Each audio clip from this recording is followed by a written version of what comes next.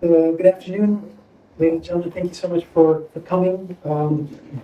Today we have a great privilege to have the founder of the flagship library mistakes in Edinburgh and the bookkeeper, Mr. Napier.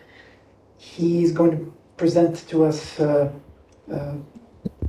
a topic that's quite controversial and interesting, capital management in Europe in an age of financial repression and the slow death of the euro. Not a title that inspires a lot of optimism, but perhaps these days it's better to be a realist than an optimist. This is something that we will be trying to do as regularly and as often as possible at Library Mistakes. Invite intelligent people to share their insights and wisdom with us. For those who will be watching this via our YouTube channel, the way to find more information about the Library Mistakes is to go on the web, www.lomlausanne.ch. The catalog is there, and the recordings of all the previous speeches and presentations are there, so welcome. And so without further ado, Professor, the floor is yours. Thank you. Boris, thank you very much. It's good to be here in this missionary outpost in Lausanne for the Library of Mistakes. I picked the book up at random. Not quite at random from the shelves, because it's one I hadn't seen before, and I thought I'd seen all of them, Boris, but this one's called The Art of Money Making, so I thought, well, I definitely need to read this one, and the subtitle is How to Get Rich. But I thought, actually, the dedication is even better, because it's kind of about Boris as well. It says, to the million who believe in the value of personal experience, but admit that much can be learned from books. There we go.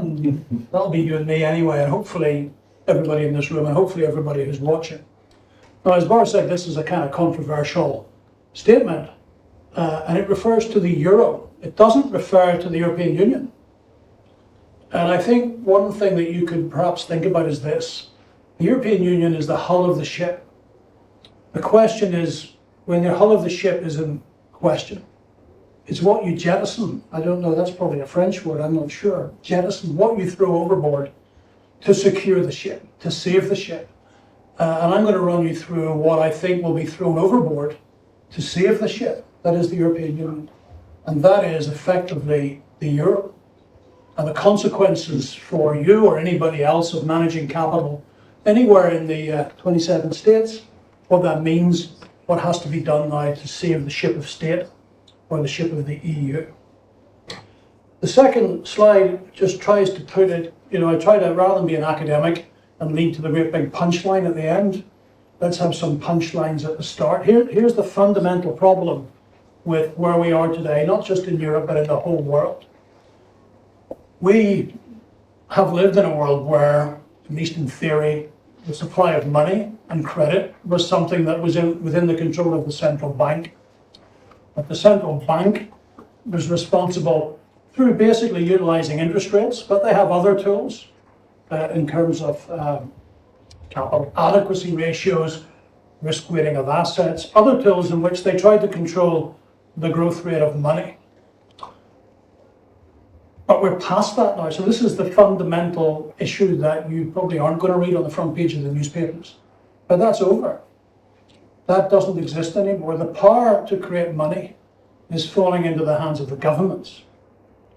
And of course, the reason that we gave it to the central bankers is the governments weren't very good at it. That is the reason we had a Paul Volcker, because the governments just weren't very good at it. Now it's going back again. Now that's a problem for the United Kingdom, it's a problem for the United States, it's a problem for Japan, it's the same problem for everybody, but it's a bigger problem for Europe. Because when those powers go to government, where are they going? Now if they all go to Brussels, it really isn't a problem, because they go to one unified, centralized place. But if they go, and we're just talking about the euro here, so we're talking about 19, we're not talking about the 27.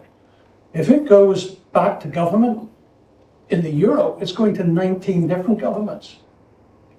This power to control money, this power through regulation to control the movement of capital, and that's the fundamental problem I'm going to talk about this evening, is how can you have a single currency in a world where we're devolving power from one central bank, the European Central Bank, to 19 governments. So if you like, the problem's the same everywhere, but at least when the power shifts, it shifts to one government in Washington, DC, one government in Tokyo, or one government in London. But now that power is shifting back to 19 different governments. And I just list 4 of the powers here that will change money, monetary policy, credit policy, and your investment, which are going from central banks to government. And I'm just going through them briefly because I'm going to talk about them in detail through this presentation. Just 2 days ago, the government of Germany guaranteed, I think it was 63 billion euros of loans to German energy companies. So they're going to the banks and saying, lend this to German energy companies and you cannot lose money. And that is a continuation of a policy that not just in Germany, but across Europe, across the world was in place from the interruption of COVID. You commercial bankers, go and lend money to people and you won't lose any money. And for the first time in history, we watched bank credit grow through COVID. And we are now watching, again, bank credit grow. Whatever Europe is going through at the minute, probably is a recession. We're watching bank credit growing again. This doesn't happen. It shouldn't happen. It's not the way bankers work. Well, the way bankers work is, what's the famous quote about bankers? Somebody who won't lend you an umbrella when it's raining. You know, that's what's supposed to happen. You know, they'll only lend you an umbrella when the sun is out. Not anymore, because it's not your umbrella, it's the government's umbrella. Your risk is underwritten by the government. And that's the fundamental core of monetary policy. When I say this, I mean, there's lots of books in here that I want to attest to it, but no one really believes me that most of the money in the world is created by commercial bankers. It is not created by central bankers. It is not created by governments. And if you don't believe me, and most people don't, go to the Bank of England website, right? Just type in Bank of England, how is money made? And the Bank of England explains that it's all made by commercial bankers. So the central bank tries to control the growth of bank credit and money by using interest rates, by using credit capital adequacy rules, risk weighting of assets. But what just happened in Germany? The government came in and said, you're the commercial banking system, lend the money. Don't listen to the central bankers, lend the money. And that's what they did during COVID. And that's the revolution that people haven't got. Now the consequences for the euro are huger than anywhere else because you get 19 governments who can do this. This is not controlled by the European Commission. This is controlled in Rome, this is controlled in Paris, this is controlled in Berlin. It's controlled at the state level. Now one of the ways that I could be wrong about this whole thing is if somehow it was controlled from Brussels. If it was Brussels that was guaranteeing the bank credit of the German banking system, if it was Brussels that was guaranteeing the bank credit of Italy, but it is virtually impossible for Brussels to do that. It simply doesn't have the balance sheet to do that. As you know, we do have these joint European bonds now, but everybody knows that the European Commission simply can't guarantee that because it's such a huge amount of money. It's already into the hundreds of billions. It will be in trillions. 25% of all corporate borrowing by the Italian banking system and the Spanish banking system is guaranteed by their governments, not by the European Union. And believe me, the European Union isn't going to jump in and guarantee this credit. So where I'll be wrong is if somehow the European Commission gets the power to guarantee all this, they control it. They say, the German banks, here's what you get to lend and we guarantee. Italy, here's what you get to lend and we guarantee. That's a centralized control. That can mesh with the European Central Bank and the Commission together. But that's not what's happening. What's happening is each individual government is making that choice. And we'll come back to some evidence of that. And then we have this issue called yield curve control. I think most of you here in finance, and you know what a yield curve is. It's the government risk-free rate right along the maturity spectrum from 1 day to 30 years. That's the yield curve. Now, we have lived in a world where we expect that to be determined by market forces. And yet it isn't, not anymore. In my opinion, it's been distorted for many years anyway by Chinese buying, reserve accumulation in Asia, and then it was distorted by quantitative easing. And now it's going to be distorted by forcing savings institutions to buy government bonds. So we simply go to the savings institutions of Italy and say, look, bond yields are 3, we can't live with 4, you're buying at 3. No questions, you're buying at 3. I'm the regulator, but I'm making you buy at 3. Who made that decision? It wasn't ECB. It wasn't the European Commission. It was the government of Italy. The government of Italy will ultimately determine the yield curve of Italy. And the government of France will ultimately determine the yield curve of France. For what's the alternative? The alternative is that the European Central Bank does it, and its balance sheet grows to the sky at a time of high inflation. That isn't going to happen. That's a recipe for hyperinflation. Is the European Commission going to do it? Doesn't have the balance sheet. Not yet, anyway. So as I said, I could be wrong if suddenly the European Commission has this huge balance sheet to do this. So where are we? And there's slightly more than 19 people in this room. Where are we in a single currency if you can determine the quantity of money and you can determine the yield curve, and we have 19 different governments doing 19 different things? Do we have a single currency? And that's the problem. I don't think we have a single currency, and that's just two of the policies. When you get into this, what has the German government just done? It said, you know what, banks, there's only a certain amount of money you can lend. But you see all these guys on this side of the room? They're in the energy sector and they're getting it. What does that mean for you? I mean, if they're getting it, you're not getting it. This is the politicization of credit. This is the government saying, this is the people who need credit and this is the people who don't need credit. Now that doesn't really work in a single market, because the reason we try to do away with all of this and why there are rules at the core of Europe is that this is not good for competition, equal competition within the single market. Suddenly maybe all these German energy guys are deeply competitive because they're getting really, really cheap capital. And if we have 19 governments choosing which industries they want to back, the industries that get the really cheap credit are going to be massively able to outcompete. Let's pick a German firm. It's going to be able to outcompete a French firm or an Italian firm because they're getting really cheap credit. So if the government gets into the business of pushing credit around to their politically favoured firms, and let's be honest about that, for all politicians everywhere in the world, politically favoured industries sometimes are people who pay the most money to the politicians or their parties. You know, when you politicize this flow of credit, you can corrupt it as well. But that's not really compatible with a single currency. The European problem is it's not going to one government, it's going to 19 governments. And then the final one, and the one maybe which is of most interest to everybody here. So let's say I am Germany and you are the rest of the European Union. And your governments are handing out credit guarantees and lots of euros are being created. Those euros are fungible anywhere in Europe, they're fungible in Germany. What happens if they start flowing to Germany?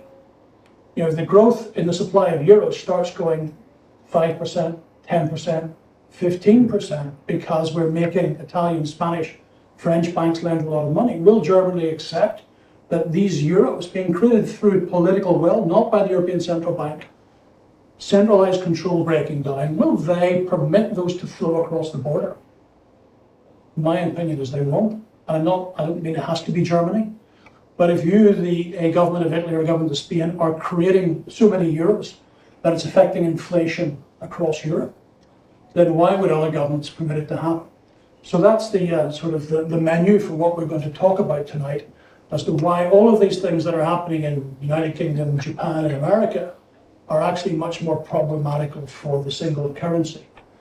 So I want to put this in the bigger context now, which is financial repression. So if you look at the chart on page 2. Now, I'm doing a presentation in Europe, and this is a chart in America, so let me explain why that is. We don't have really good data for Europe, going back to World War II, on the three big components of debt. And the three big components of debt are the government, the household sector, and the corporate sector. So I could show you nice charts of France, Germany, the United Kingdom, back to 1945, like this chart. But it would only be for the government. It wouldn't be a very good synopsis of the entire debt in the system. But fortunately for America, we have that data. And look what happens if you go back to 1945 and look at the total debt to GDP ratio for America and where we are today. We are so far above where we were at the end of World War II.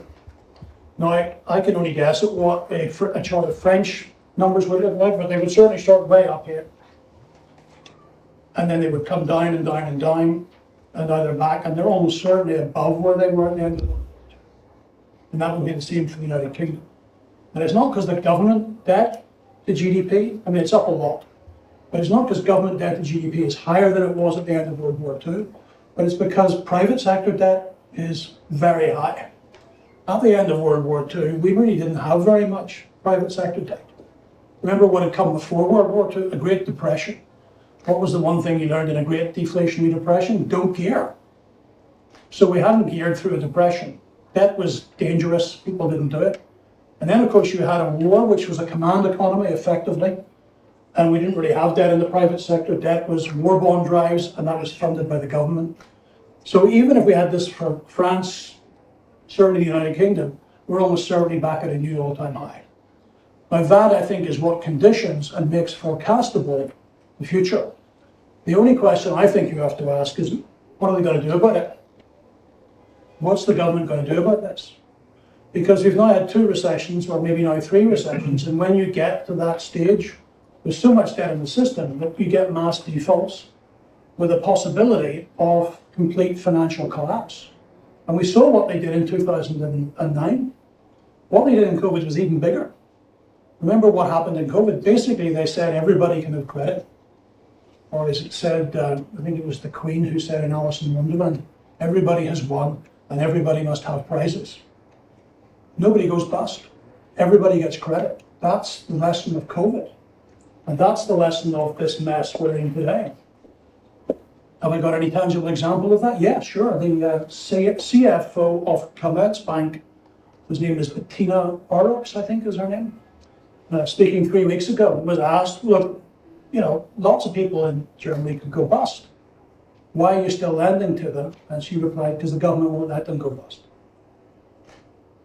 In other words, this isn't a private sector risk anymore. We know that this is a public sector risk. This is much bigger than what happened in 2009, because bankers are now saying there really isn't anybody we can't lend to anymore, because ultimately the government will pick up the tab. And that is why we have credit rising through what is very probably a European recession. Let's have a look at where we are with this debt to GDP ratio. So I've put in all the figures for all of Europe that I can get. This is from the BIS. And then just a couple of kind of comparators for you. And I put Switzerland in because I know you're interested in Switzerland. It looks very high, but you know why it's very high, which is because of this, the way mortgages are treated here and the way you get to deduct your interest expense if you have a mortgage. And you know, there's a structural reason why it's quite high in Switzerland. Not all these countries in Europe have that same reason. So here they are. You see where we were probably about 280% of GDP at the end of World War II. We got a reasonable number. France is currently at 361. And the one I want to put in all of them, so you can have a look at them, but the one I really want to draw a contrast between, because this is the big problem for the euro, is France and Germany. When the euro was set up, France and Germany's debt to GDP ratio were almost identical. I mean, they were almost exactly the same. The 2 countries' gearing was almost identical. And now look at them, 361% to 205%.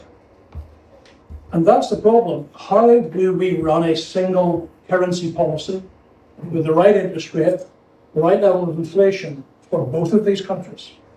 Because one of them, Germany, does not need to have its debts inflated away, because 205% is perfectly manageable. And why do we know it's perfectly manageable? Because that's where Germany was in 2012. 2009, the debt ratio went up. Sovereign debt crisis in Europe, the debt ratio went up.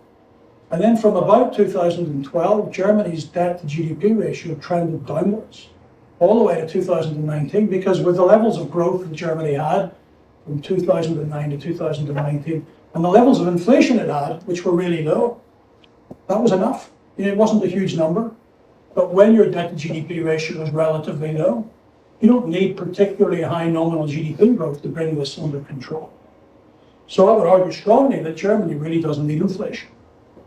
With perfectly reasonable normal levels of inflation and growth, that number will come down. But France does. I can't really find an example of a country with 361% of GDP that got its debt under control with low inflation and moderate economic growth. So how do we square the circle for France and Germany in a single currency? Because if you read the newspapers and if you read the textbooks, they'll tell you the ECB has an answer to this. The ECB can't have an answer to this. Well, either the answer is very high inflation, but will Germany put up with it? And not just high inflation next year, but the year after, and the year after, and the year after, because to get from 361% to something manageable, which would be less than 250, closer to 200, is going to take about 15 years. That depends on the level of inflation.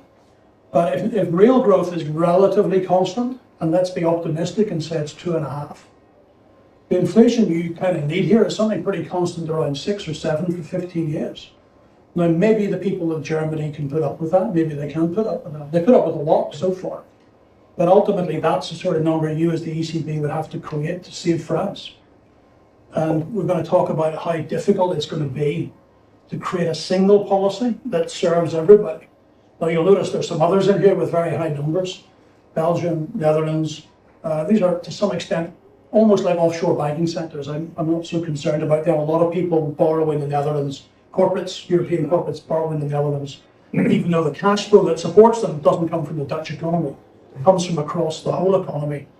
Not so concerned, but Spain is still working out its problems from the sovereign debt crisis, 294%, Italy 282%. These are average levels for the world, but the world is too high. So everybody has the problem, but the problem is not, the problem for Europe, once again, what makes it unique is that it's got two different countries in there, the two biggest, with radically different numbers.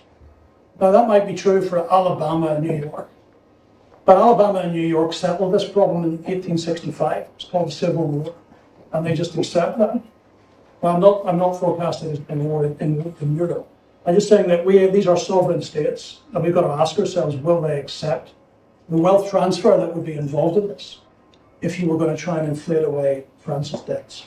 So this is the other problem that Europe has that nobody else has. If you're in a unitary state, it is perfectly accepted. I live in what is currently a unitary state, which is the United Kingdom. There are fiscal transfers to Scotland. Everybody roughly seems to accept that. Will it be accepted in Germany? Because it doesn't, or in Europe, because it's not fiscal transfers per se, it's also a monetary transfer. Financial repression, which is what we're about to talk about, is a very simple thing. It's a transfer of money from savers to debtors. When debt gets too high, that's what's going to happen. Now, when you do that in any society, whether it's Switzerland or France, it creates problems. You're taking money from wealthy people, giving it to debtors, there's going to be some social friction. You're taking money from older people, you're giving it to younger people, there's going to be some social friction. This creates social friction. But in Europe, you're actually taking it from one state and giving it to another state. That's the problem. This is not just an intergenerational wealth transfer. This is not just a transfer of wealth from capital or savers to debtors. This is a transfer of wealth, if you try to do this, from Northern Europe to Southern Europe.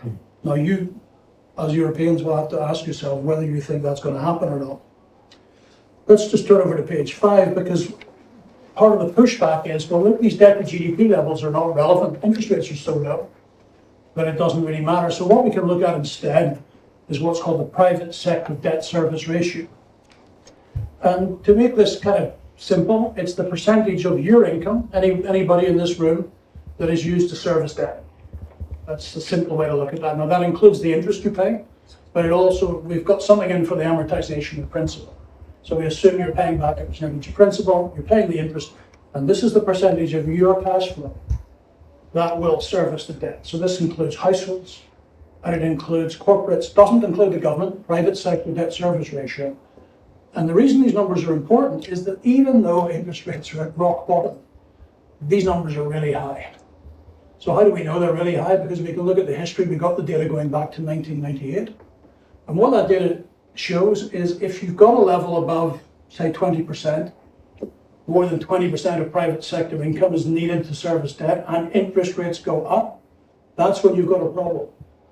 So you don't absolutely, essentially have to have a problem, but there's a real probability of a problem if about 20% of your income is already servicing debt and suddenly interest rates go up. Now look at these numbers.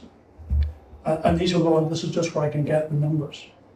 Now, first of all, what's really going to surprise you is Italy. Italy's got one of the best numbers in the whole of Europe. And that is because the private sector of Italy is grossly undergeared. I'm sure there are Italians in this room who can explain it. The way I explain it is that a lot of the corporates are owned by families, and families are more debt averse.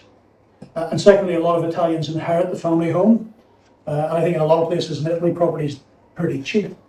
So for whatever reason, Italians on a personal level are much more conservative than the Germans, which is the next one up. Clearly their government is not conservative, but at least in the private sector they're somewhat conservative. But let's jump to France. It's double. The percentage of private sector income needed to service debt in France is double Germany, double Italy. And this is where interest rates are going up. So the question is, what are we going to do about that? If rising rates in Europe are necessary to combat inflation, where's the pain really going to bite? And it's going to be in France or Belgium, the Netherlands, much more so than it's going to be in Italy. So I'm not saying that Italy doesn't have a problem, because it clearly has in the government sector. But if you took all these books, a lot of them are on debt crises, and say what percentage of debt crises are in the government sector, what percentage are in the private sector, it's at least 19 out of 20 are private sector debt crises. A public sector debt crisis, the inability of a government to pay back its debt, is actually quite rare. It's not rare if you borrow in somebody else's currency, but if you borrow in your own currency, it's pretty rare. So as interest rates go up, I think we're all focused on Italy because obviously there's a huge pile of government debt. But let's not forget that that's called the risk-free rate, and that you, the private sector, will have to borrow at a premium to that. And what concerns me is France, and particularly the French corporate sector. Can the French corporate sector afford rising rates? And if we're going to see a private sector credit crisis, is it perhaps going to be first in France? Is that where it's going to come before it gets to Italy? French rates are also going up. All of this is important because what is the response? So most people look at the data and go, oh, there's going to be a great big credit crisis in Europe. And I look at it and say, there isn't going to be a great big credit crisis in Europe. What you have to work out is the government response to this.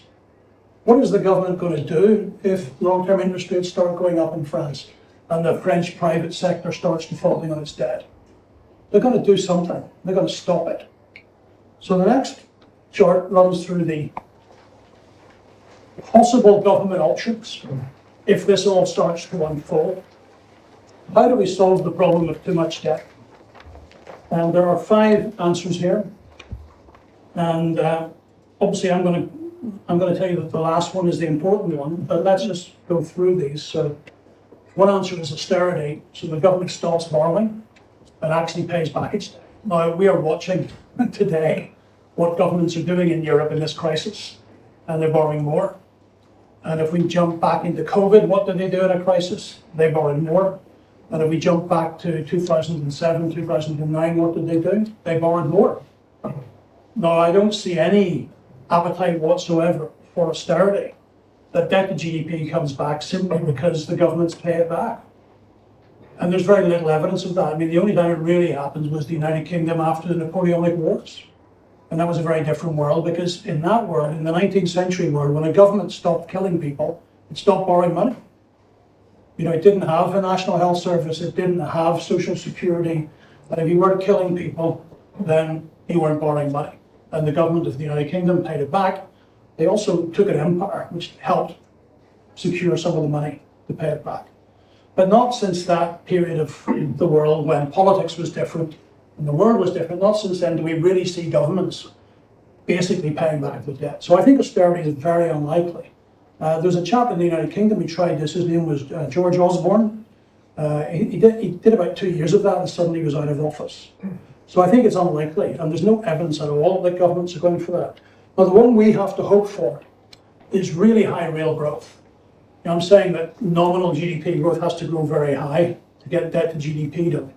But wouldn't it be fantastic if that was low inflation and high real growth? Because you can get high nominal GDP with a low inflation and a high real growth. Now, the issue with high real growth is it's a combination of working age population growth and productivity.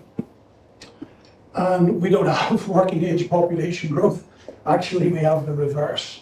And COVID seems to have accelerated that. So we're going to have to run hard to stand still, and some countries might be better than others.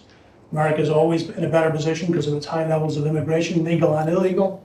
And then productivity. You know, there are governments who think they can do things about productivity, but I think productivity is effectively too strong to say in the gift of the private sector. But the private sector drives productivity. It's private sector innovation that drives it. So we can hope, and frankly we can pray, that it's going to be high real growth. But it's difficult to forecast it and difficult to say. So you need to look out there and tell me where this great product, now it could be nuclear fusion. You know, one of the best things that can happen for productivity is a collapse in the energy price. That usually is good for productivity, not always, but usually good for productivity. So let's hope something comes along. But once again, you're the government, what are you going to do? You're going to sit back and hope? Are you going to sit back and say, look, this debt thing, we just think that something's going to come out of the private sector to solve it, but that's not the way politicians tend to work. So I don't think we're going to sit back and accept it.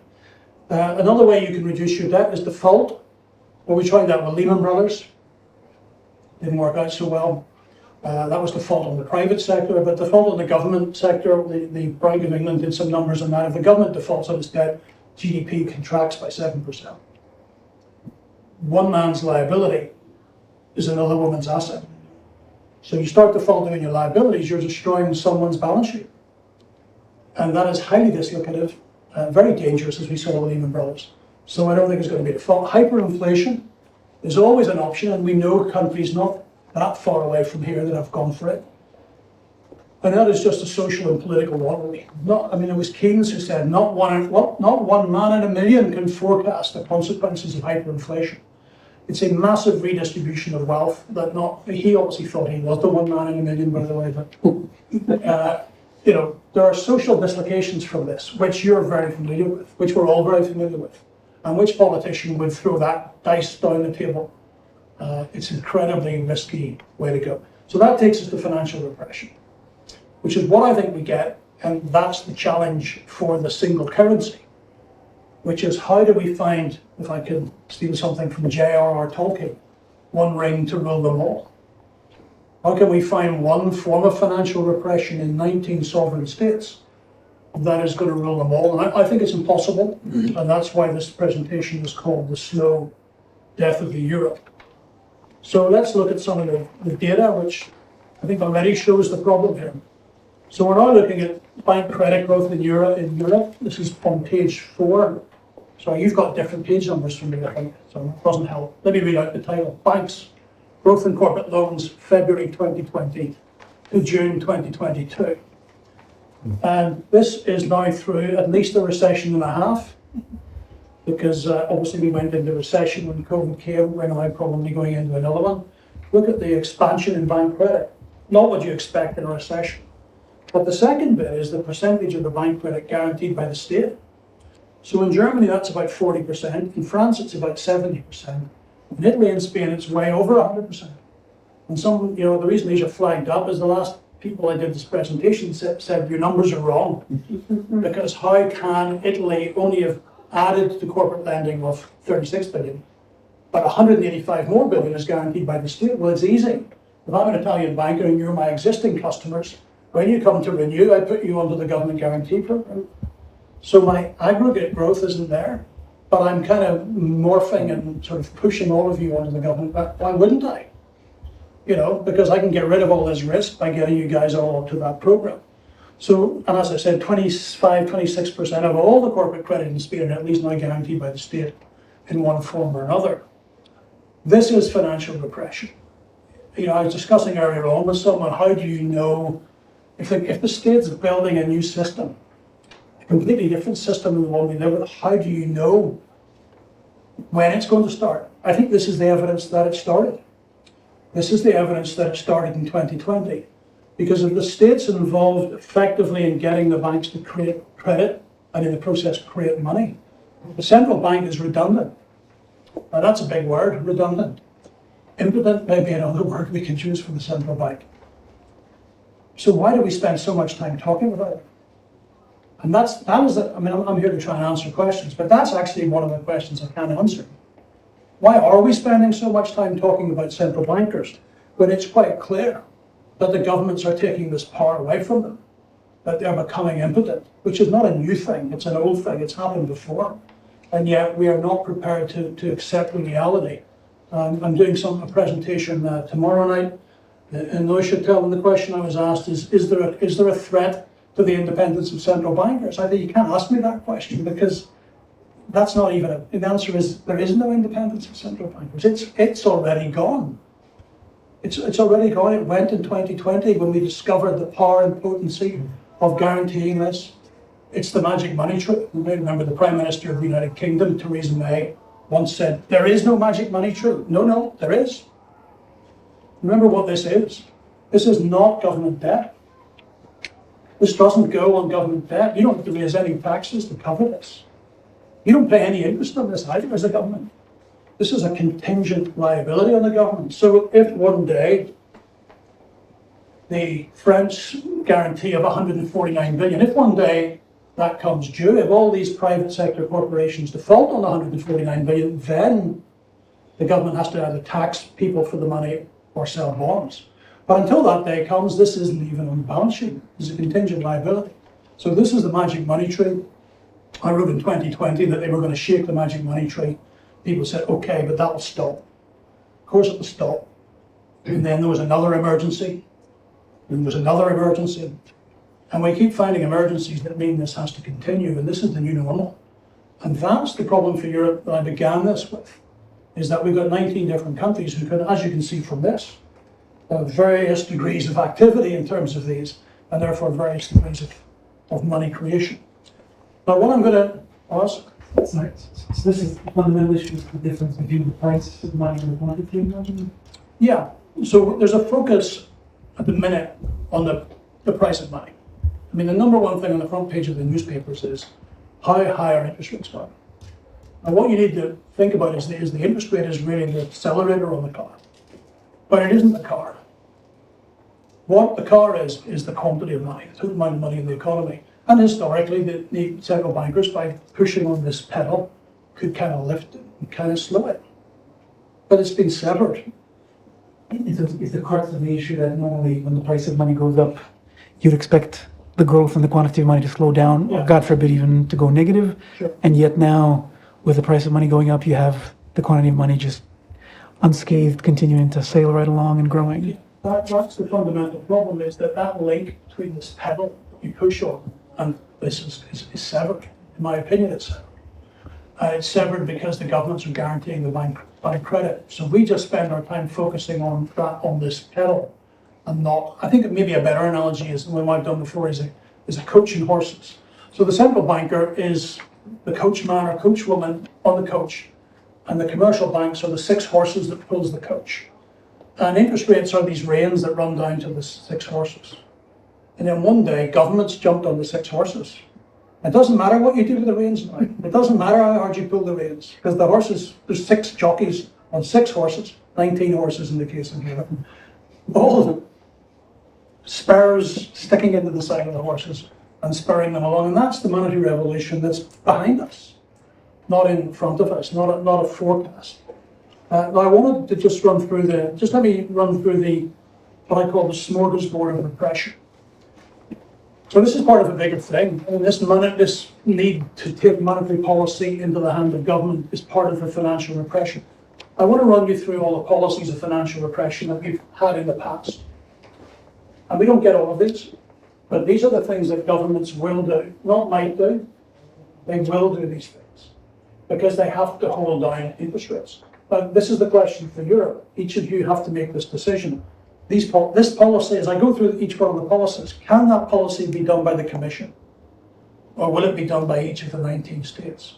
Because if it can be done centralized by the Commission, then you have a unitary system. You have a unitary monetary system. The unitary monetary system can work. I'm forecasting that we'll have a financial repression in the United Kingdom, but sterling won't break up. We'll have a financial repression in America, but sterling won't break up. If you can conceive that these policies can be implemented in Brussels, what actually happens is Europe comes closer together. So let's go through each of these policies, and you can tell me what you think about whether this can be done by the Commission or whether it's going to be done at the state level. So bank credit control we've already talked about. I can see nothing that the Commission is doing to stop this. or the central bank, because I think they can't do anything. This is emergency measures by governments, and there's no indication yet anyway that the Commission or the government's trying to, or the central bank's trying to stop them. So this one, at least we know, is happening at the local level. It's not happening at the Commission level, and the Commission's not pushing back against it. One of the things we have to do to bring debt to GDP down is a thing called a Capital Issues Committee. So there are two types of debt in any economy. There's bank debt and there's everything else. And that would be the debt you would find in a BlackRock fund or something like that, money market fund, bonds. If you want to bring debt to GDP down, you're going to have to really restrict the ability of certain people to issue that form of debt. Because remember, you're backing the banks to lend lots of money and create lots of money. So if you're going to bring down debt to GDP, you'd better stop growth in the other portion of debt. Now that's deeply political. Who doesn't get to borrow now? And is that done by the Commission? Arguably, by putting in guarantees on the energy companies, as I said earlier, debt's not available for you guys over here. The banks can only provide so much. Are we really going to have a Capital Issues Committee sitting in Brussels who will determine which companies in Italy get to borrow in the bond market and which companies in Italy don't get to borrow? Or the same for Spain or France? Or is this going to be done at the local level? I'm raising those questions, but you kind of know my answer to this.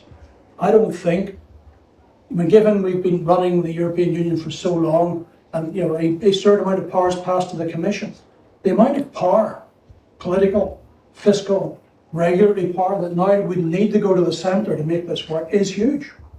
It is just a huge constitutional step to pass this to the centre. Transaction taxes on everything except government, well, maybe that will be agreed quite quickly. The French like that one. So basically you put a 2% tax on trading equities and a 0% tax on government debt, therefore forcing people to own more government debt than they would previously choose to. But there may be countries in Europe who don't want to do that. The Germans, why would the Germans want to do that? But anyway, I don't think that can be done by the Commission, but maybe it can. Rent controls. Now we have those in Berlin. We now have those in Scotland, by the way, in case you've missed it. As of last week, we introduced rent controls. People say, well, what's this got to do with financial repression? To get people to buy government bonds, there are two ways you can do that. You can force them to buy government bonds, or you can make everything else less attractive. So one of the reasons that property is attractive is that you can put the rent up. There's an inherent inflation protection in the yield. Therefore, it's more attractive than a bond. Stop it. Take it away. Get rid of the inherent inflation protection in rentals. You turn it into a bond, you make it less attractive. You make bonds more attractive. It's not coincidental that rent controls came after World War II in a period of financial repression. Can the European Commission enforce rent controls in Rome? Or anywhere else in Europe for that matter? Or does that have to be done at the government level? I cannot see how that can be done at the central level. Dividend controls. This was another tool of repression. We have to make equities less attractive than bonds. And why are equities more attractive than bonds? Because the dividend goes up. Over the long term, the dividend goes up. If we stop them putting the dividend up, then they wouldn't be any more attractive than bonds. And now suddenly, we get people to buy more bonds. Once again, who in Europe would have that power? I don't think, given the various relationships between government and capital in Europe, that anybody in the Commission could ever have the power to have a universal dividend control policy across Europe. I think that would have to be done by the government. And price controls. But we've already getting into price controls in energy, getting into price controls to a certain extent with the minimum wage. Could we agree? Well, we're trying to agree at the minute, aren't we? We're trying to agree a universal price for energy. But 19 governments have very, very different views on what that price should be. And the right price that a German can afford may be very different from what someone in southern Italy can afford. Once again, I can't see how that can be done at the centre. Capital controls, the biggest fear of all. I mentioned it earlier. If there's lots of extra money being created by the Italian banking system, will the Germans have to stop it flowing to Germany? And if you force Italian institutions to buy just Italian government bonds, force them to sell what they might have left of German and French government bonds, that is a capital control. Could we do that for the whole of Europe? Could the whole of Europe sit down and agree in the European Commission how we stop this capital flowing across border, or will it be a reactionary theme from each of the governments. The Italians won't want to stop creating money. Actually, if I look at the minute, who's the biggest creator of euros in Europe? It's the Germans. The German banking system is the second biggest banking system in Europe, but it's the fastest growing at the moment. But I think there are signals that others will follow. Wealth taxes, would they really be imposed from Brussels? Wealth taxes are an important part of this. If this is moving money from savers to debtors, wealth taxes are a part of that. How on earth could we agree that at the centre? And fiscal creep, the taxation brackets for each of us, and how our higher wages, which are just occurring because of inflation, forces into higher taxation. Another important part of repression. Government or Brussels? I think you get the point. Control of bank deposit rates. This is another important part that we've done with a regulator. In America, it was called Regulation Q, and we simply mandated what banks could charge on deposit. Are we really going to have the same mandated rates for German banks as French banks, as Spanish banks, as Dutch banks, as Belgian banks? Because if we're not, we're going to have the decentralization of monetary power. It's going to be the local government setting interest rates at the deposit level. Restrictions on gold ownership, you're familiar with. And then I think the biggest and most frightening of all is central bank digital currencies. Now, I don't think central banks are going to do this. You have a very smart guy in Switzerland who's written a big paper as to why it shouldn't happen. His name is August Carstens of the Bank of International Settlements, warning everybody what the consequence of this is. But if they ignore Carstens, what happens is that everybody in this room chooses to hold a central bank digital currency and the banks have no deposits. Think about what that means.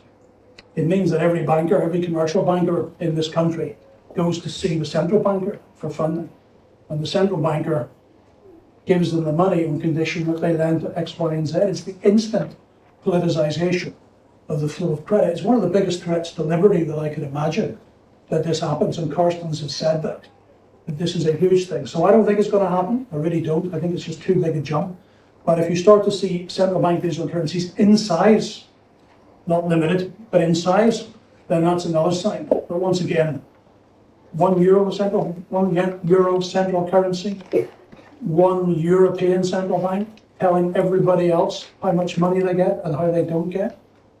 I mean, the fight within the Eurozone and the EU for where power lies would be automatically stripped not to Brussels, but to Frankfurt, to an unelected part of the European Union in Frankfurt. Not the Parliament, which is elected, not the Commission, which is at least formed from the elected heads of the members of the Eurozone and the EU, but to Frankfurt. So another sign of repression. Other things you need to look out for, and this is more as an investor, ending the deductibility of interest in computing corporation tax. I mean, you do that in Europe today, you would read one rule on that, and the French are in deep trouble and the Germans aren't. Because it's the French who've got huge amounts of debt and are paying huge amounts of interest. So I can't see how you can agree with that. Re-equitization is the inevitable consequence of restricting the flow of debt. And then there's the Trustee Act. Trustee Act is something from the United Kingdom. It began after World War I, and we simply went to trustees, fiduciaries, fund managers and said, today, 20% is your limit on equities by law. That's it. That's all you're allowed to own. We consider it to be far too risky for you to have more than 20% in equities. Of course, the real reason they did that is they wanted 80% in government bonds. But you can actually do this through that. Now, we'll just quickly sort of try and wrap up. So I put in a famous chart from Mr. Piketty, Capital, or else it's in here somewhere, I'm sure it is. I mean, if you don't have Capital by Piketty in the Library of the States, you're missing the most important contribution to the States. But anyway, here's Piketty's chart. On this occasion, it's income distribution, the wealth distribution table. Doesn't look that different. So we began this policy after, we began it during World War II. We kept it going after World War II. And you can see what happens to the distribution of income and distribution of wealth. So it works. Now, there are different political opinions in the world. There's a lot of people who think it's time for this. There's a lot of people who vote for it. You know, when I do this presentation on repression, the feedback I get, this is so bad it won't happen. You know, this is the end of the world. I said, it's not the end of the world, it's the end of your world. You know, you are representing savers. The world isn't full of savers, the world's full of debtors. This is a transfer of wealth from savers to debtors. There comes a time in every society, and I think this chart shows it, that time comes. And in democracy in particular, people vote for it. And I think people are voting for it. And this is the consequence of what that means. So, this is big stuff. This is nothing to do with the business cycle. So there you have all my conclusions. Capital control, people say it's impossible. But of course, we've already had them in Greece and Cyprus. We've had them in Iceland. We had them in lots of emerging markets. As we sit here today, maybe not today or yesterday, but the day before, the day before, the day before, the day before, capital was pouring out of Europe. Remember, the Eurozone runs a large current account surplus. The Americans run a large current account deficit. One would expect, all other things being equal, that the dollar would be going down and the euro would be going up. But it's actually the other way around. And that tells you that capital is leaving Europe at a ferocious pace. And you have to find the currency that's going up. And frankly, the only one that's going up, really, is the dollar. Why are Europeans moving so much money out of Europe? They're moving it here as well, obviously, to Switzerland. But why are they moving it out? Now, you read an economist, he'll say, well, that's the interest rate differential. The interest rate differential is so attractive that it's luring capital away. It's not. It's because Europeans are frightened of financial repression. They're frightened of that. They know the governments are capable of it. They can see the policies that mean it's coming. And I'm not saying that this isn't going to come to the United States or isn't going to come to the United Kingdom or isn't going to come to Japan, because I think it is. But it's coming to Europe first. And the great flight of capital we see to Switzerland and we see to America is really not savers who are concerned about return on capital, but savers who are concerned about the return of capital. And that is driving capital out. So these things are already happening. In my opinion, you can pick the newspaper up every day and you can see something like this happening. And then you can watch the capital flows and you can see where they're going and how they're acting and what's happening. So what do you do about it? I know that's the real reason you came here tonight, to know what we should do about all of this. So I think it's not an equity index product, because the equity index product is full of the winners of the old regime. And this is a completely different regime than before. So there'll be lots of people nodding here. You need to have a value manager to look and pick these stocks on a more value perspective. One thing I haven't talked about tonight is our growing Cold War with China, but that's seemingly now inevitable. That creates lots of opportunities to pick good stocks who benefit from the Cold War with China. There's a turning in what we call the capital cycle in this scenario, where nominal growth is a lot higher than it has been. So, believe it or not, equities, but not all equities, but there are some equities, but it has to be highly selective, highly active, and not passive, and not the index. Gold, of course, is a standout asset for any form of financial repression. I think Japanese equities benefit from our Cold War with China as well. So in conclusion, there are things you can do. And one of the things that comes out of the financial repression and comes out of the Cold War with China is massive capital investment. If I give you the biggest problems that we face, certainly in the developed world today, the answer to all of them is more capital expenditure. What is the answer to the current energy problem? More capital expenditure. What is the answer to our climate crisis? More capital expenditure. What is the answer to the rising cost of wages? More capital expenditure. What is the answer to a Cold War with China? Build more stuff, capital expenditure. And the governments, with their involvement in the banking system, can ensure that that's financed. And they can ensure that it's financed cheaply. And if you're the owner of the equity, well, I think there is a bonanza coming for you in terms of cheap government finance to provide all the answers to these political problems. We live in a political world. We've left the age of the market. We're entering the world of control. You're playing a different game. And what you've got to decide now when you buy equity is, are you on the naughty step or are you on the good step? So if you can find that good step, where corporates help solve these problems, then you're lucky. And who's on the bad step? I think it's not difficult to work it out. Goldman Sachs. Take that bit of it. Now, what I mean is investment bankers, people who gear up existing income streams and don't build new income streams. The age, and it's been a 30-year age, where you borrowed money, found an existing income stream and geared it up, private equity, or anything else, that age is over. Because the social utility of that will be considered to be too poor. And instead we'll get money going to these guys over here who are going to solve all our problems by building more capital expenditure. So that is, not the answer to where you should invest for the next 15, 20 years, but it's pointing you hopefully in the right direction. And that's the sort of end of this presentation on this problem. But just to reiterate, financial repression is coming everywhere. It's just it causes real problems in a system where you have 19 governments and you're supposed to have central monetary authority. That monetary authority dissolves. They eventually put capital controls in, and the euro doesn't disappear. It's just like what happened when we had Greece and Cyprus. It's still there. We still call it a euro. And in 7, 8 years from now, we realise these things can't be lifted.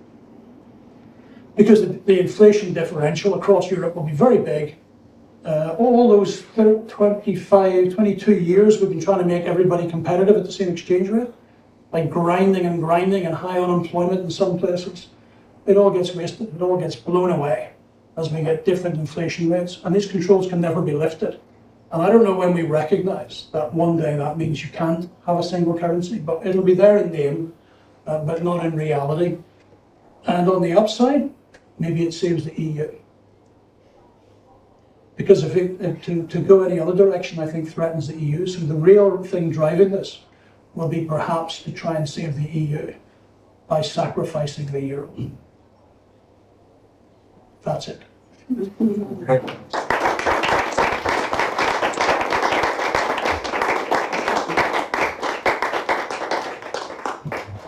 No, I don't love questions. Do we have time for questions? I have time for questions if anybody wants. Yeah, sorry, you were going to ask. Yeah, I have a question regarding like the expansion of credit by commercial banks by guaranteeing like corporate credit. Like, aren't banks still constrained by Basel III, the leverage ratios? No, because it's a government risk has a zero risk. So they are considered like government guarantees, when they are like contingent, they're considered under like the risk-weighted assets at 0%. Yeah. So, I mean, I'm not a bank analyst, I can't guarantee that, but yeah, basically that's the way it works. It's a government risk, it's not a private risk. Like, And it's zero risk weighting, or very low, let's just say very low risk weighting. and wouldn't in that case, maybe the euro going into the direction of Japan by like a central bank buying all like government bonds basically, or like only like I think 60% of the market. So basically, it's not a market anymore. So there's a And like doing like geopolitical. so there's a problem with this. So we have done that in Japan, and we actually been doing that in Europe, we've been doing it in America, and it looks really easy. So as the central bank balance sheet goes like this, it's just filling up with government bonds. And if we take 2009 to 2019, that happens, and there's no inflation. And the reason there's no inflation is if I track the growth in the supply of money, it's absolutely tiny. Because who's creating money? It's actually the commercial bankers. So as long as the commercial bankers weren't really growing their balance sheets and weren't really creating money, and they weren't doing that from 2009 to 2019, I as a central banker can just keep doing this, cap the yield curve, buy more bonds. That's not the world we live in. The world we live in now is that commercial bankers are expanding their balance sheets and they're creating money. Now, a central banker is supposed to be leaning against the wind. Central bankers are supposed to be putting up interest rates. Central bankers are supposed to be contracting their balance sheet to shrink the amount of liquidity in the system. So we're in a different world now, where it's really highly dangerous for the central banker to use his or her balance sheet to cap the yield curve. So as long as the governments take over that form of money creation, the central bankers are going to have to try and go the other way. That's the great conflict between them. But they absolutely cannot cap the yield curve, because they'll get filled in. They'll get absolutely filled in. Remember when Draghi said, we'll do whatever it takes. I don't know what the Italian bond yields were, probably 6 or 7%, and inflation was close to zero and going down because we were looking at a recession. Then when he said, I'll do whatever it takes, a private sector person would say, well, I can get 6% yield on this, inflation's close to zero. This time when they say we'll do whatever it takes, inflation's at 10. And they're offering to buy everything in, well, for Italy at the minute on a 10-year 4. And they'll get absolutely filled in. So the difference in money creation and inflation is such that the central bank can't do this. So it's very, very dangerous for a central bank to do. So, if I understand correctly, basically, while the central bank could expand its balance sheet via like using government bonds, and I think they're doing already not this operation trees by only buying like Southern Euro bonds, right? If I read correctly, the issue here is that commercial banks guaranteed by their own governments, because they have a zero-weighted asset, could at any moment create credit. So basically, there is no control in the amount. So even if the central bank were to keep expanding the balance sheet, to make place for this, there would be basically the governments on the other side, like pushing the accelerator to the guarantees. You can't have both of them on the accelerator at the same time. That's the problem. And what might happen to the euro exchange rate in that situation, regardless of what might happen to inflation. So a central bank is supposed to lean against. Those are the very forces it's supposed to lean against. Didn't have to do that in 2009-19 because those forces weren't there. And now you'd actually be adding to them.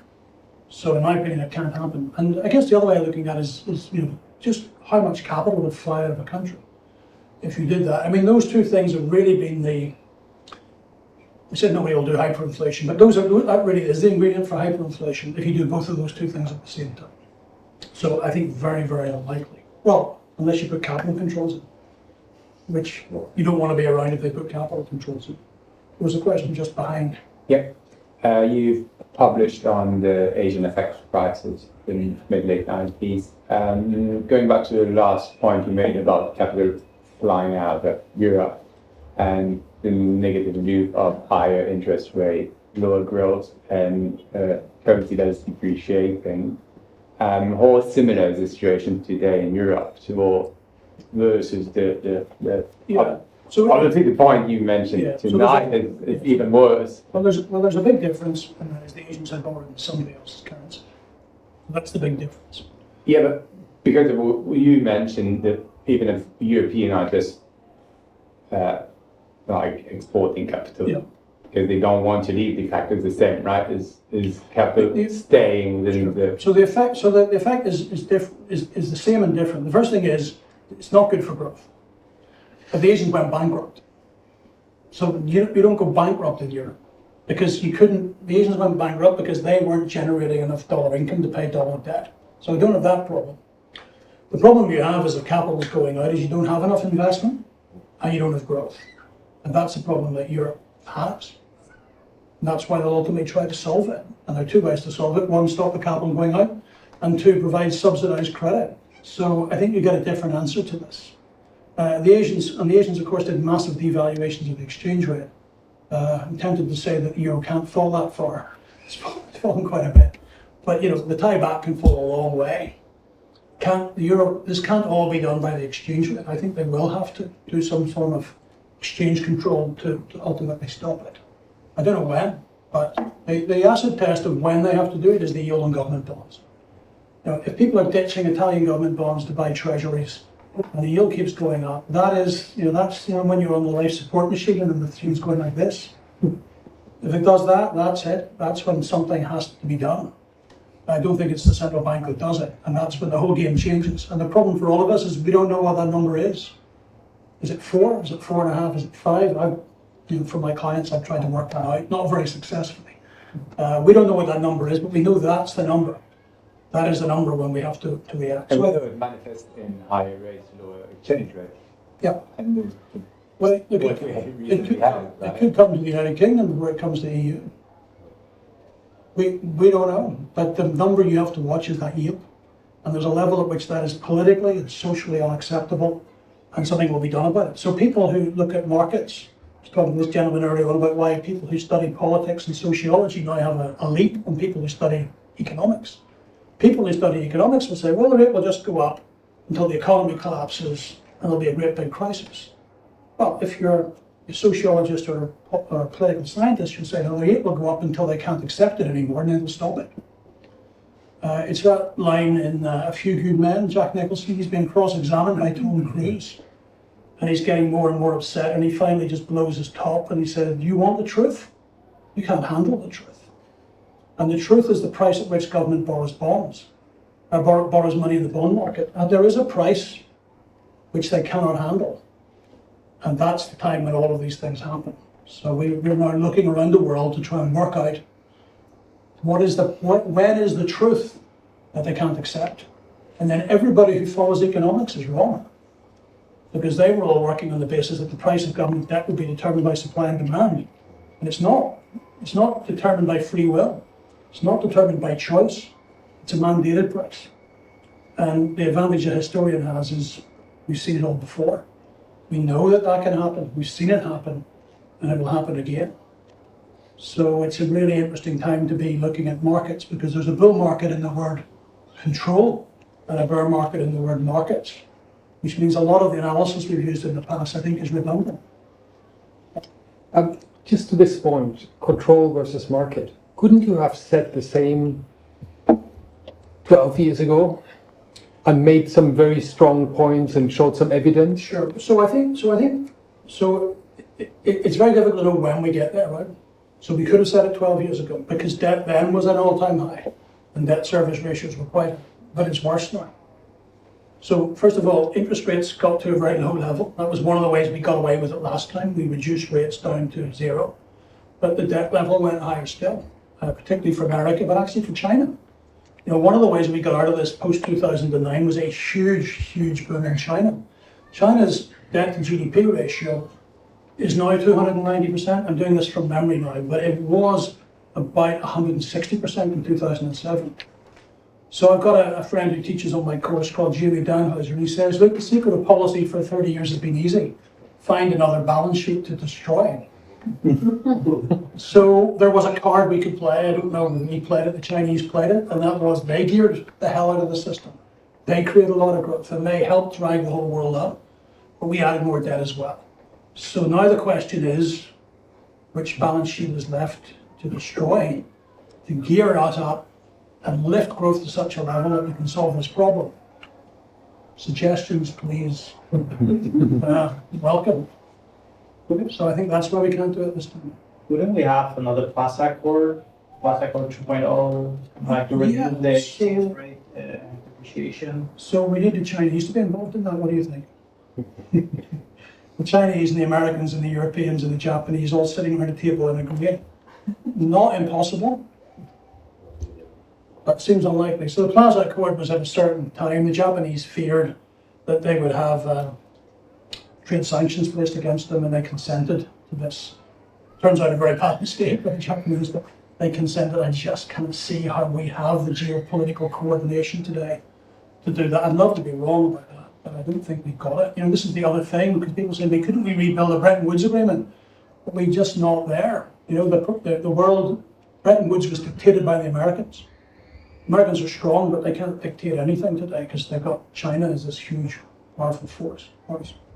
So if you take the repression thinking to its logical conclusion, basically the whole Western world will eventually lock up their savers and their capital inside their borders.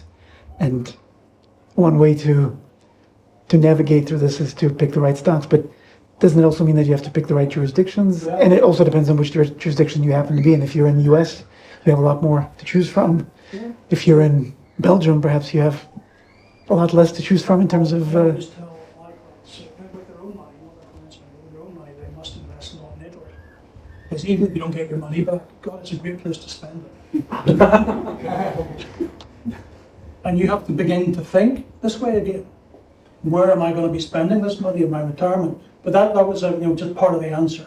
There are some countries where debt to GDP is so low they probably won't do this, but they're really all in emerging markets. It's one of the... You have to shoot to your own jurisdiction, where even if you get trapped, well, at least Yeah. your expenses lie in that jurisdiction. But So, what other ones are there? To me, Singapore is top of that list, and that's not a place that you can really invest, but it's a place where you can hold money. India, I don't think will have to take money out. I don't think Switzerland. I don't think Switzerland. Well, not for foreigners. They charge a capital needs tax. Yeah, sure, but that's you can get your money. You can get your money out. And Switzerland, I don't think will have to do this. I was worried that they would have to do it, but the banking system was so huge relative to the state. I don't think Switzerland will have to do it. So there's not a long list, but there's a few lists of places where you can do this. Do you think the big old US government should also Yeah. resort to that? It holds out longer. Remember that when America went down this road before, it's actually before World War II. It was actually Roosevelt who did this. But quite a lot of Roosevelt's legislation was deemed unconstitutional by the Supreme Court. Now, we all know what sort of Supreme Court America has today. So I think, if the Americans try to do this, I'm sure they'll succeed eventually. But there is a buffer in that Supreme Court, which Europe doesn't have. And we used to think it was the German Constitutional Court. Doesn't seem that it is anymore. So there are no real breaks that I can see on the action of government. There is a break in this gentleman's been trying to ask a question for a long time. No? I just have dichotomy between financial capital and productive capital. And, what you said, we're talking a lot about financial capital, but in order to get capital expenditure allocated to productive capital, it has to be industrial capital. Yeah. And the current geoeconomic situation leaving us with very bad access to resources and so on and so forth, how can we put that capital to productive use? So I think this is why the word has just changed. This is, I don't know if you're an investor, but there's a thing called the capital cycle. And you've probably got both the books here, have you, Boris? Capital Account.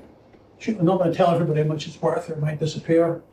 And Capital Returns is here as well, written by Marathon Asset Management, and it's obviously about this symbiotic relationship between financial capital and productive capital, and really how it's broken down. And I've written a lot about how it's broken down. The market seems incapable of fixing it, so the state's going to fix it. Yeah, but history has shown that the state isn't very bad at allocating that. Absolutely.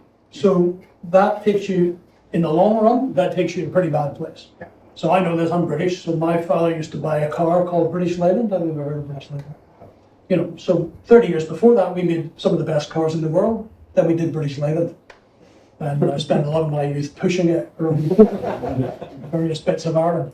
So yeah, but in the long run, they misallocate. But in the short run, the return on capital goes through the roof.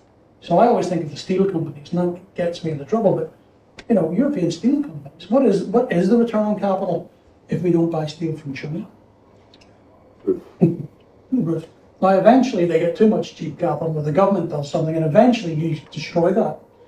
But it's going to take a long time. Or you have very badly allocated capital like in Eastern Europe, Yep. and you produce stuff that doesn't work. Yeah, and that takes a while. Yeah, 40 years. Yeah, takes a while. So I've no doubt that's where we end up. Because if this was such a wonderful thing, we'd all be doing it already. Mm. But it isn't a wonderful thing. But that misallocation takes a very long time. So we've got to get this in the right order. For the United Kingdom, where it ended for us was in bankruptcy in 1976. That was letting the state play too big a role in the allocation of capital. We ended up with the IMF. That was 1976. It started in 1945. It takes a while, but you get there in the end. This is the problem with this system. If you go out onto the street and say to people, doing this, because people will like it. Wages are growing at 10, interest rates are 3. Hey, what's not to like? If you go out on the street and say, there's a consequence for this, it's really bad capital allocation, they'll go.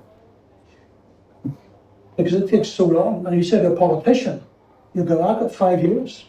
That's 15 years. So I completely accept that. But it's just the difference in time horizons, I think. It's the difference. Boris, I believe you have beer and wine, is that right? And I'm holding everybody back. So in which case, given the beer's getting warm, I just want to, if everybody's still watching, anybody who's still watching, remember the library mistakes was go on, register, come, watch the videos, use the books. It's free. What more can I say? Thank you.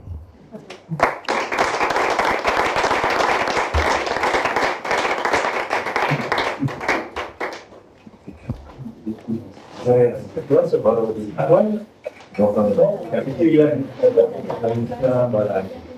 In the context of government, why aren't we ever looking at those balance sheet, government balance sheet? Always look at the GDP. Well, the British have sold most of them. I mean, other governments may have things to sell, but we've I sold remember most the of them. Greek, back in 2012, when the Germans wanted to buy some Greek islands. At one point, it might be a better. Donald Trump wanted to buy Greenland. Remember this? Exactly, yeah. Is it just something we shouldn't consider? I mean, you have to work out what the political constraints are, and then within the political constraints, how it's possible. Look, selling a Greek island to the French may be accepted. Selling it to the Germans, Can you ask you to repeat the names of the two books to hear you excited about? So capital account, Capital. account and capital returns. And they're both edited by Edward Chancellor. Thank you, sir.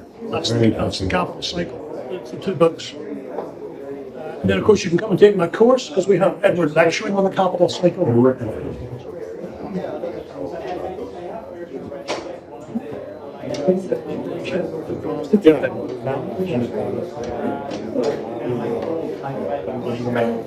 If the central bank like everyone actually continues to do it, and if it doubles again, and the price stays the same, well, it'll be instead of 5 or 6, 2 or 3.